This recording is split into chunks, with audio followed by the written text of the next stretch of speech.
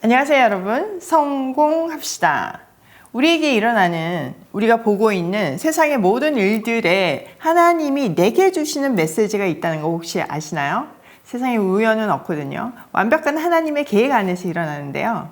근데 우리는 남한테 일어나는 일이다, 나랑 상관없다 생각할 수 있는데요. 근데 세상에 얼마나 수많은 일이 있나요? 그런데 그걸 우리가 보고 들었다는 것은 하나님이 내게 주시는 메시지가 있다는 의미예요. 오늘 그 내용 한번 확인해 보도록 할게요.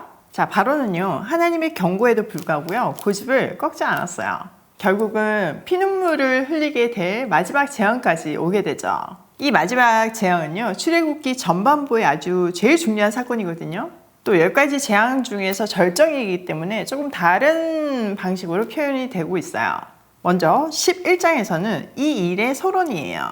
장자가 죽게 되는 이 엄청난 재앙이 임하게 된 역사적인 경위와 당위성을 설명해 주고 있죠. 그리고 12장에서는 실제로 그것이 진행되는 내용을 설명하고 있어요.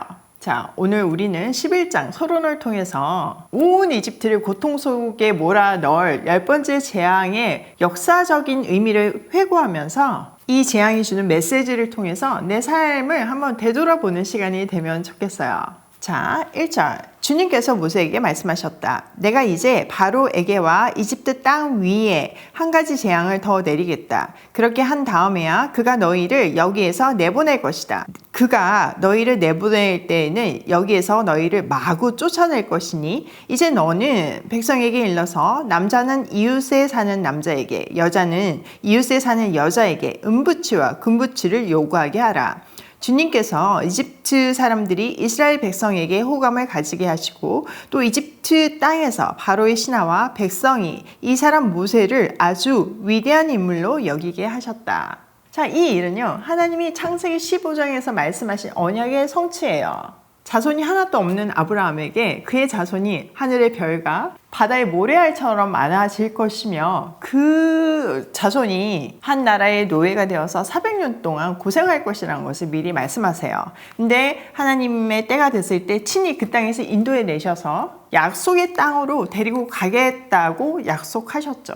또 그때 빈손으로 나오는 것이 아니라 큰 재물을 가지고 나올 것이라고 말씀하셨는데 그것이 그대로 성취되고 있어요. 10번째 재앙인 장자의 죽음. 상상조차 할 수 없는 그 엄청난 고통을 경험한 이집트 백성들은요, 이스라엘 백성들을 내보내는 정도가 아니라 그냥 마구 쫓아내요. 더 있으면 더 큰일이 일어날 것 같잖아요.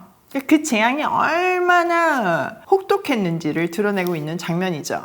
또 이웃에게 가서 금부치, 은부치를 요구하면 하나님이 이집트 백성들이 다 내줄 거라고 얘기해요.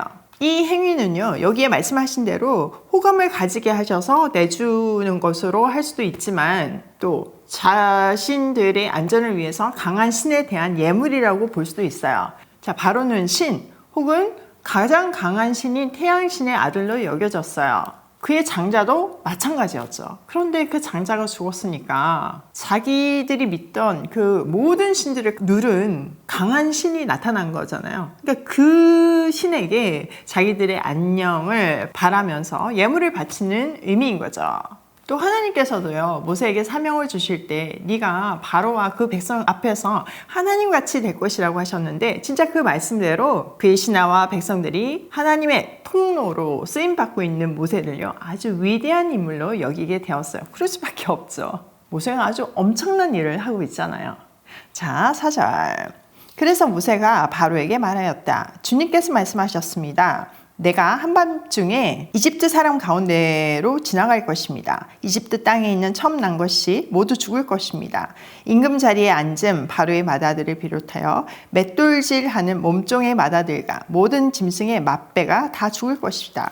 이집트 온 땅에서 이제까지도 없었고 앞으로도 없을 큰 곡성이 들릴 것이다. 그러나 이집트의 개마저 이스라엘 자손을 보고서는 짖지 않을 것이다. 사람뿐 아니라 짐승을 보고서도 짖지 않을 것이다. 이는 나 주가 이집트 사람과 이스라엘 사람을 구별하였다는 것을 너희에게 알리려는 것이다. 이렇게 되면 임금님의 모든 신하가 나에게 와서 내 앞에 엎드려 당신과 당신을 따르는 백성은 모두 나가주시오 하고 사정할 것입니다. 이런 일이 있은 다음에야 내가 여기서 떠나겠습니다. 모세는 매우 화를 내면서 바로 앞에서 나왔다. 자, 모세는요, 바로를 찾아가서 마지막 재앙인 장자의 죽음을 미리 경고해요. 이집트 땅에서 처음 난 것들은 모두 죽을 것인데 바로의 맏아들로부터 종들, 심지어 짐승의 맏배까지 다 죽을 것이래요.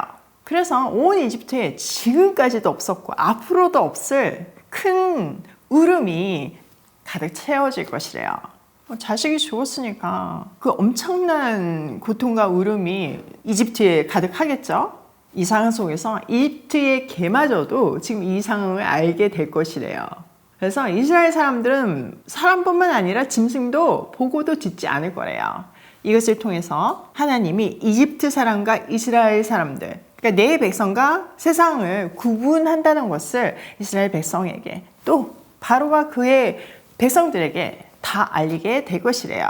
이 10가지 재앙의 궁극적인 목적이 하나님의 백성들이 또 온 세상이 하나님을 알게 되는 것이라는 것을 분명하게 다시 한번 확인시켜 주고 계시죠.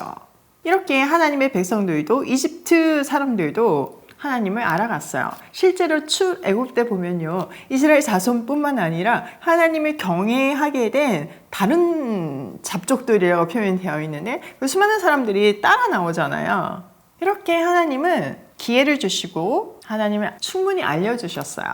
모세는 바로에게 하나님 주신 이 경고를 마지막으로 알려주면서 매우 화를 내면서 바로 앞에서 나왔어요. 일이 이 지경이 되기까지 마음을 돌이키지 않는 바로의 고집에 대한 화겠죠.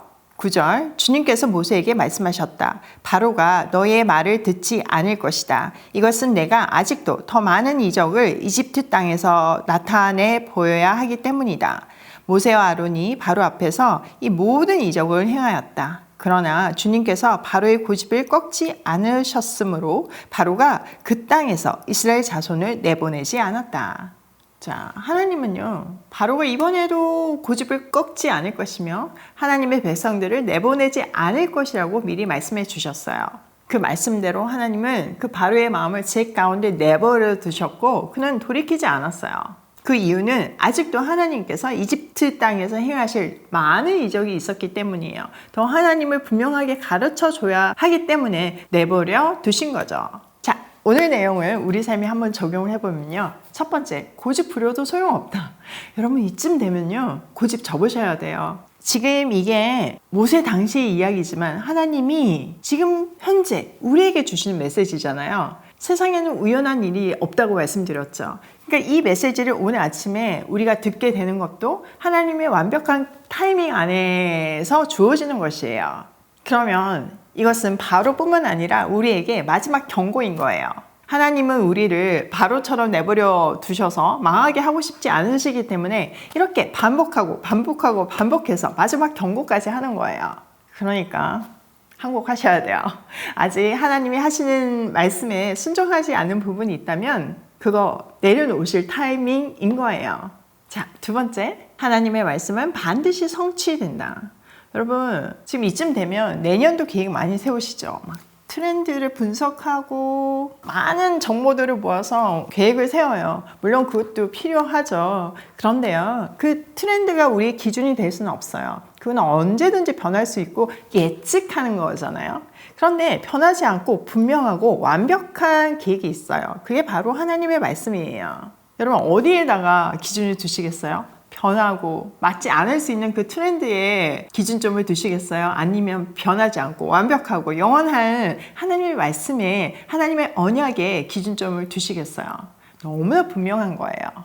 오늘도 지혜로운 결단을 하시길 바라요. 세 번째, 세상에서 일어나는 크고 작은 일에 다 내게 주시는 메시지가 있다. 진짜 본문을 묵상하면서 그것이 너무 살갑게 느껴지더라고요. 최근에 이제 우리 큰아들하고 이런저런 이야기를 하면서 이제 큰아들이 맨날 이제 비즈니스 공부하니까 저한테 나름의 조언을 해요. 엄마는 좀 인맥도 쌓고 사람도 만나야지 너무 고립되어 있다는 거예요.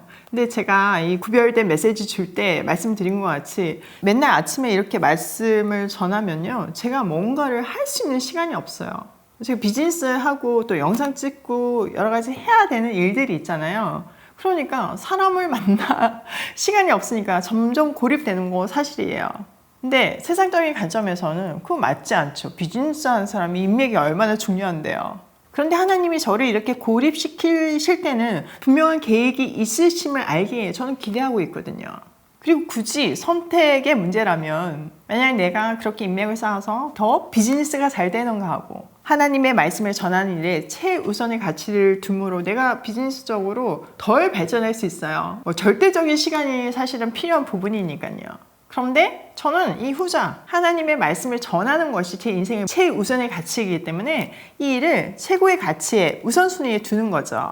근데 우리 아들은 이제 그런 것들을 배워가는 과정이잖아요. 그런데 그걸 분명하게 가르쳐주는 일이 일어났어요. 우리가 지금 크리스마스 선물 계속 보내고 있고 그 과정을 통해서 제가 오이 패밀리들을 만나고 있잖아요. 그런데 제가 이제 그분들하고 이야기를 하다가 우연히 우리 큰아들이 요즘 진로 문제에 고민하고 있다 이런 얘기를 그냥 지나가는 말로 했어요. 근데 오이 패밀리 한 분이 그 말을 이렇게 탁 받으시고는 저한테 메시지를 주신 거예요. 사실 저는 그분이 무슨 일을 하는지 정확하게 몰랐고 무슨 도움을 받으려고 얘기한 게 아니라 그냥 이야기 중에 나왔어요. 자립준비 청년들 이야기를 하다가요. 근데 그분이 마침 우리 아들이 이제 공부하고 있는 분야의 저명한 교수님을 알고 계신 거예요. 또 그 교수님과 완전 절친이시더라고요. 우리나라도 아니에요, 심지어. 그런데 그 교수님과 우리 아들을 이렇게 연결시켜 준 거예요. 내가 너무 잘 아는 지인의 아들이니까 잘 챙겨줘라. 막역한 사이라서 충분히 그렇게 부탁해도 되는 사이라는 거예요. 그래서 제가 얼른 우리 아들한테 이제 메시지를 줬죠. 저는요, 그 뭐 저명 교수하고 우리 아들하고 연결된 것보다 더 기뻤던 것이 내가 이렇게 방구석에 있어도 하나님의 네트워킹은 전 세계적이고 하나님의 때에 하나님이 원하시면 내가 방구석에 있어도 하나님께 구별되어 있어도 사람들을 만나지 않아도 이렇게 만날 사람 만나게 된다는 거, 국경을 넘어서 인종을 넘어서 만나게 된다는 것을 알려주시더라고요. 제가 매일 새벽 기도하는 게 우리 아이들이 하나님을 제대로 알아서 정말 하나님께 쓰임받는 신실한 종들이 되게 해달라고 매일 기도하거든요. 근데 그 기도에 응답을 해주시고 우리 아들 눈높이에서 그걸 딱 보여주시는 거예요. 나 이런 하나님이야. 진짜 놀랍지 않나요? 여러분, 세상에 일어나는 크고 작은 일들에는 하나님의 분명한 메시지가 있어요. 또 그분이 하고자 한다면요, 우리가 하나님의 말씀에 순종해서 방구석에 있다고 해도요, 인종을 넘어서 나라를 넘어서 국경을 넘어서 만나게 해주세요. 그게 하나님의 네트워킹이에요. 오늘도 우리 삶의 최우선의 가치를 말씀에 두며 하나님의 언약은 반드시 성취됨을 믿으며 고고싱해요.